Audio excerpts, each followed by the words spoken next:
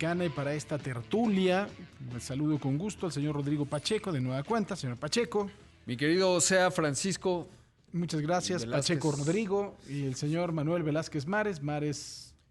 Muy buenas tardes, caballeros. Buenas tardes a todos. Mares calmados. Nos falta alguien, ¿no? El señor Carrillo, pero no anda el señor Carrillo. De repente el señor Carrillo es misterioso. Nos abandona Misterioso. los viernes. Sí, Sí. justo los viernes es misterioso. Es misterioso, Entonces, porque trabaja también los fines de semana. Sí, claro. O No, sea, sí. si alguien trabaja mucho, Sí, sí, es más, ha descansado porque no viaja, pero de verdad, Pablo Carrillo vive en Sí, un sí. avión. Y siempre de buen humor y buen talento. Es su Sí. segunda casa, el avión. Es un gran tipo. Bueno, Así es. ¿de qué vamos a platicar, señores? Ahorita estábamos comentando justo que lo quería platicar, el tema de la gente que empezó el día miércoles, ¿no? A desbordarse a los centros y a las plazas comerciales. Aquí en Ciudad de México fueron 601 plazas comerciales, ¿no? Las cuales abrieron con sus medidas. Pero, ¿qué imágenes? O sea, ahorita que recuerdo la de Plaza Antenas y Parque Delta, que está ahí en... ¿Cuál es Plaza Antenas? Está en Iztapalapa. Ah. Y Parque Delta, que está ahí en Cuauhtémoc y esquina Y con Viaducto, Viaducto. y Obrero Mundial. O sea, ese cuadro. ¿Y la callecita de atrás te la sabes? Había, Ah, bueno. la calle de atrás se llama Uxmal. Ah, y sí es guau. cierto. Sí, es cierto, Es sí. la colonia Narvarte. Narvarte sí. Poniente. Ujú. Bueno, entonces ahí, ¿no viste? ¿Sí viste las imágenes? Sí, Las no. 800 personas, en verdad, no sé qué está No, peor. pues, ¿sabes dónde está el espejo de eso? Texas. Texas reabrió, no había tenido brotes importantes. No es que la Ciudad de México no los haya tenido. Y ahora ya están de regreso tratando de cerrar porque evidentemente pues no hubo muchas medidas. El espejo está en las cifras que da todos los días el señor bueno, también. Simoltrufio, que se dice doctor, ¿no? La verdad es que es intrascendente que le digas nuevo récord. Bueno, hay que decirle nuevo máximo histórico. Exacto. Además de todo, ahora es académico de la Real Academia de la Lengua. Además, como él mismo dice en una entrevista que le dio a pie de página, que es de las pocas que ha tuiteado él, y que decía cuando en la pandemia de 2009 nos pedían los gobernadores que no dijéramos que sus estados estaban fuera de control y decía, y inventábamos eufemismos. No dice la palabra eufemismos, pero básicamente pues ahora lo mismo, ¿no? Está pidiendo exactamente lo mismo. Hay que recordar que la pandemia del 2009 duró 2 meses. Sí, no, nada 2 que ver. meses. Era totalmente distinto, lo hemos platicado muchísimas veces, en función primero de que tenías el Tamiflu, que era un medicamento que actuaba de forma rapidísima, ¿no? Entonces, obviamente al momento que tienes más recuperados, pues... ¿Sabes qué? Estoy impresionado de una nota que publica el periódico Excelsior de el 70% de las personas que han fallecido primaria Nivel primario o menos. o menos. Que te habla de lo que está ocurriendo en el mundo, en donde los sectores más vulnerables pues son justamente los más golpeados, pero yo decía que es paradójico, particularmente en esta administración, cuando pues uno de los grandes motivadores es primero los pobres, y lo que está ocurriendo en esta falla en términos de la gestión y la contención de la pandemia es justamente pues que los más desafortunados de siempre son los más afectados nuevamente. Y sabes que hay que resaltar de esa nota que la hizo nuestro compañero Ernesto Méndez. Tomó los datos de sociólogos de la UNAM, que son quienes hicieron el estudio. Entonces, uno de los datos, por supuesto, es que el 70 o 75%, no recuerdo, era que no tenían terminada la escuela primaria, y además el grueso de esa población, que son los que han fallecido, no tenían seguridad social también. Claro. Entonces, son dos datos duros y son dos datos muy importantes, porque esta tendencia seguramente se va a mantener, ¿no? Uh-huh. Y sobre todo que además, afortunadamente, en el Istmo de Tehuantepec, por ejemplo, en Chiapas, bueno, en Chiapas ya ha subido la curva de contagio, pero han sido entidades Guerrero también, salvo Acapulco, en donde no ha tenido la atracción la pandemia como la ha tenido, por ejemplo, en la velocidad, me refiero, en la Ciudad de México. Pero Cuando tiene- eso ocurra... Pero tiene su lógica, mi querido Rodrigo, porque ahí la dispersión poblacional es muy importante. O sea, obviamente Acapulco es el lugar en donde tienes Más la se mayor concentra. concentración, pero te puedo decir que hay muchos municipios en los que ni siquiera va a llegar el COVID-19, porque ni Que- siquiera deben estar enterados que existe. No, pero justo eso es a lo que voy, que en la velocidad, o sea, hoy no está llegando justamente por la velocidad, pero una vez que empiece a llegar por las malas, digamos, la poca infraestructura médica, cuando llegue, porque en algún momento va a ocurrir, pues va a tener consecuencias todavía más dramáticas. desbordar. Ahora, también con respecto a lo que dices, Paco, que la cultura justamente, particularmente de Oaxaca es muy particular. Particularmente de Oaxaca es muy particular. Es muy particular, valga. Y particularmente... Ya hablo como la secretaria de Economía. No, si la vieron hoy, pero... Sí. Pero un poco así. Particularmente la de Oaxaca es Lo particularmente importante de la particular. importancia, pero cerraron muy... O sea, tú vas viendo los testimonios y además lo que sabes en primera persona y cerraron muchos pueblos y comunidades, digamos, sin esperar a las autoridades. Dijeron, aquí el Sí. presidente municipal, cerramos, nadie entra, nadie sala. Ellos mismos pusieron su cerco sanitario y Exactamente. punto final y, Y no hubo... entras. Y sigue, ¿eh? Sí. No hay poder humano que lo modifique. Oye, otro tema, siguiendo con esto del COVID, que justo salió hoy en la videoconferencia de la jefa de gobierno de Claudia Sheinbaum aquí en Ciudad de México, lo de las colonias que menos utilizan o utilizan mal el cubrebocas. Que esto es literal, pues a ojo de buen cubero, porque lo sacaron del C5. ¿No? Entonces, personal del C5 estuvo haciendo el análisis, obviamente revisando las imágenes, haciendo los conteos y todo. Y está bien interesante porque no tiene, hablando ahorita como un poquito o haciendo la analogía un poquito del nivel de educación, ¿no? O sea, rápido. En las colonias con mayor uso de cubrebocas, la colonia Granada, en la delegación, bueno, en la alcaldía Miguel Hidalgo, Barrio San Miguel en Iztapalapa, o sea, bien por los de Iztapalapa. Barrio Xaltoca y Paseos de Churubusco en Iztapalapa también. Y La Conchita en Tláhuac. O sea que para la gente que nos escucha en los estados, ¿no? O sea, estas últimas 4 colonias que le acabo de mencionar, pues son colonias populares. Y las colonias que menos usan el cubrebocas o de plano lo usan mal, ¿no? O sea, clásico que salimos ahorita a la calle y ves al Sí, que de tiene el barba. cubrebocas aquí en el cuello o Y a te la digo, mitad. eso es peligrosísimo, ¿eh?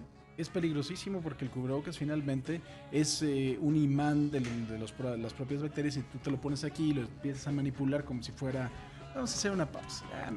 ¿Quién nos irá a sentarse? No, nada más que las colonias que se portan mal, ¿no? La gente de las colonias que se portan mal, según este estudio que se dio a conocer el día de hoy en la videoconferencia de Claudia Sheinbaum, de la jefa de gobierno, son Adolfo López Mateos, Peñón de los Baños, Puebla y Romero Rubio, esto en Venustiano Carranza, La Condesa, la Roma Norte y la colonia Narvarte en la Cuauhtémoc. Tus amigos hipsters no van a estar de acuerdo, supongo que con esto, pero... ¿Sabes qué? No les han puesto correas de cuero a los cubrebocas, entonces no se ven fashion. O tienen Entonces, barbas Claro. muy grandes muy y entonces abultadas. no usan O cubreboca. hay que ponerle alguno con brocados chiapanecos, ¿no? Sí, Claro, exacto. exacto. Con arte huichol. Algo así. Exactamente. Sí, algo Sí, por el sí. estilo. Y aquí Y corteza de árbol. ya al sur de la Ciudad de México, la colonia del Carmen, Coyoacán, que está aquí a la vuelta, y la colonia Granjas Cuapa en Tlalpan. Esas son las que se portan más mal. Entonces, nada más que queda como anécdota. Si nos están escuchando y están en estas colonias, pónganse cubrebocas. Van a decir que son foráneos que llegaron a la colonia. Sí. ¿De qué más querías platicar? Fíjate, estábamos hablando de la utilidad que tienen los C5 y creo que es fundamental. Hay dos conceptos que estuve platicando. Llevo visitando C5 tanto el fin de semana, estuve en el de Quintana Roo, como el día de ayer estuve en el del Estado de México, que son centros de control, comando, cómputo, comunicación y calidad. Por eso los son 5. Son C5. Ah, así sí. es. Y ya conocías además el de la Ciudad de México. Ya ¿no? conozco el de la Ciudad de México. Que antes lo se conozco. llamaba C4, pero ahora ya se llama C5 Sí, también. ¿Cuál se le pusieron? Le pusieron una ¿La de C que tenía calidad? que ver, con... tenía que ver con ya la integración de Locatel al C5. Ah, ok. Conectividad creo que fue una cosa así, fue más o menos lo que le pusieron, porque integraron a Locatel al C5. Entonces ya todo lo tienes ahí. Es un monstruo el de la Ciudad de México, pero está planeado también para otras cosas. El de la Ciudad de México es un búnker, tienes la posibilidad de generar energía eléctrica, tienes agua y puedes generar tu propio aire filtrado durante una semana en caso de que haya un Wow. ataque. O sea, Pues un ataque zombie ahí sí lo sobrevives. Sí, ahí... Y nunca no has tenido oportunidad no de ver. creo. El edificio está bonito. Sí, O sea, está sí, muy sí. padre. Las instalaciones están muy padres. Está muy bien hecho, te sientes en un paso de modernidad. Y te voy a decir una cosa, no están acostumbrados más que en ciudades que tienen este nivel de crimen, a tenerlos, porque el más grande de los Estados Unidos es el de Los Ángeles. Y no hay otro que se pueda comparar con los C5 que hay en México, en algunas ciudades norteamericanas. ¿Y el de porque Quintana Roo cómo funciona? Porque no están, o sea, son 500,000 de personas en Cancún, ¿no? Lo que pasa es que el de Quintana Roo tienes lugares que son muy problemáticos y Quintana Roo está construyendo uno nuevo. Ahorita tenían uno que es muy pequeño, en donde tienen un área de análisis que ha dado resultados extraordinarios, pero ya están construyendo uno sobre la avenida esta que te saca al aeropuerto, la que te saca de... que vienes de... No, esa es la que es de la zona hotelera. No me acuerdo cómo se llama, es de...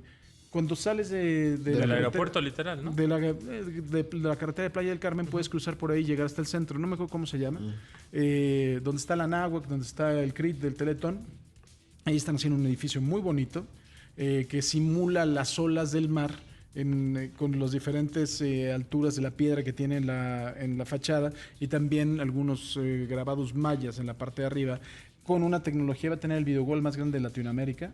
Impresionante. Entonces, yo creo que son los chinos que tienen una capacidad de hipervigilancia muy fuerte, han de superar los C5 de México, ¿no? Le estás dando al clavo, porque uno de los jugadores más importantes que está empezando a entrarle a esto de los C5 es Huawei. Claro. A partir del 5.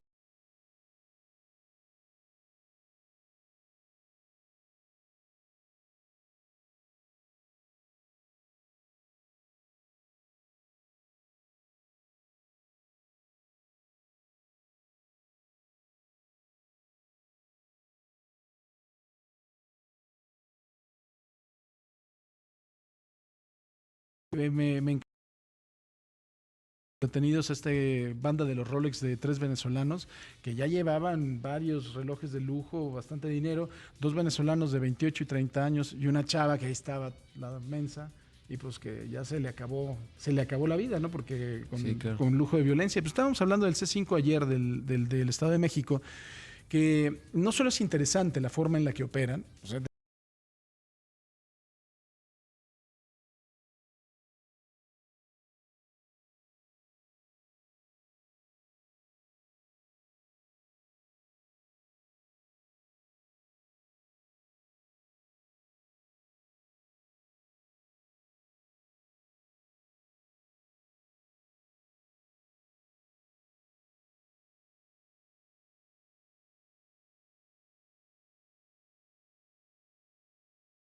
¿Cuántas cámaras o cuál sería como el rango de cobertura de cada una de estas personas? Porque lo decíamos afuera del aire, es como si fuera una torre de control para un aeropuerto. Lo que pasa es que ellos están haciendo vigilancia random hasta el momento en que no hay una llamada. O sea, estás vigilando diferentes zonas. Monitoreando, nada más. Y obviamente el propio software te va dando una serie. No me gustaría platicar mucho porque eso le vas a dar idea a los malditos, claro, ¿no? Pero el propio software te va diciendo, a ver, hay zonas en las que tienes que estar poniendo atención, ¿no? Un foco rojo, zonas de que ya sabes. Zonas de bancos, etcétera.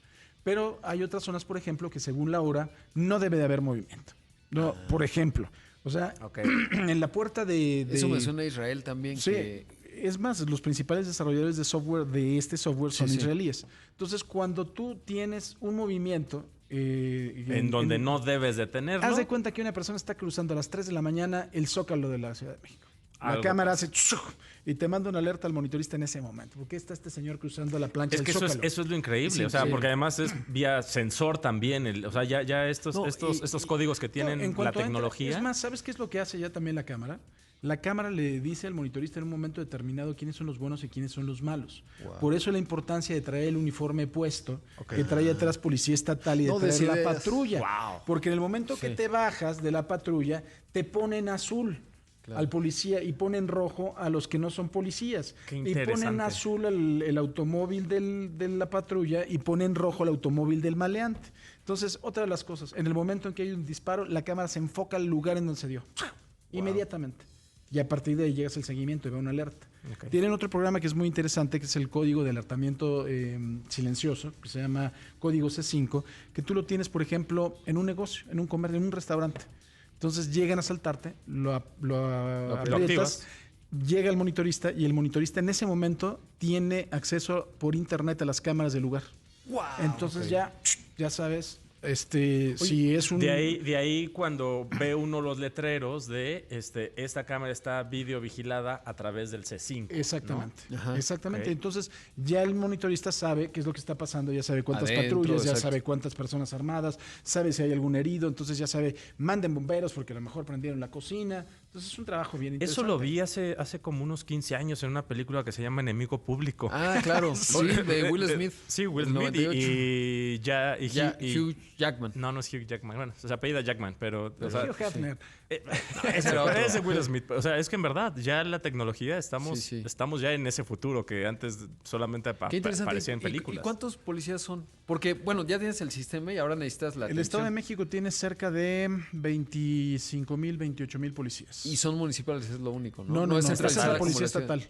Esa es la policía estatal. Las corporaciones municipales, por ejemplo, ahorita están teniendo un problemón con Ecatepec y con el presidente municipal Vilchis, porque quiere ser gobernador, entonces de todo hace un asunto político y traen ahí a 2 policías de Ecatepec, que hoy se dio la nota que asesinaron a un transportista, y trae también el día de hoy por la mañana, la policía estatal vio a 2 sospechosos que se les escaparon porque los policías municipales los detuvieron, y ahí andan todos en el Ministerio Público.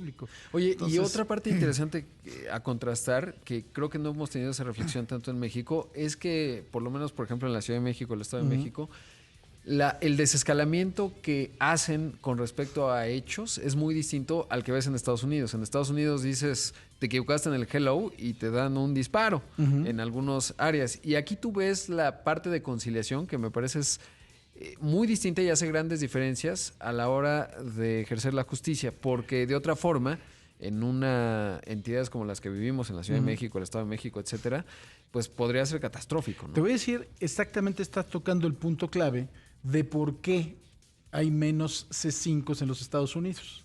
Porque ahí el policía es el que tiene la confianza y es el que trae la cámara. Y además de todo, finalmente es un patrullaje de un policía llega a ser muchas veces más efectivo que cualquier cámara que le puedas poner a una persona, independientemente de qué tienen. Claro. Pero llega a ser, no son cámaras que están operando todo el tiempo con monitoristas en tiempo real, sino para recabar evidencia en algún momento, y hay muchas que son totalmente electrónicas, en donde nada más si se oye una balacera, sabes que va a llegar la policía y ya tienes las cámaras que están grabando todas las cosas. Pero es muy distinto.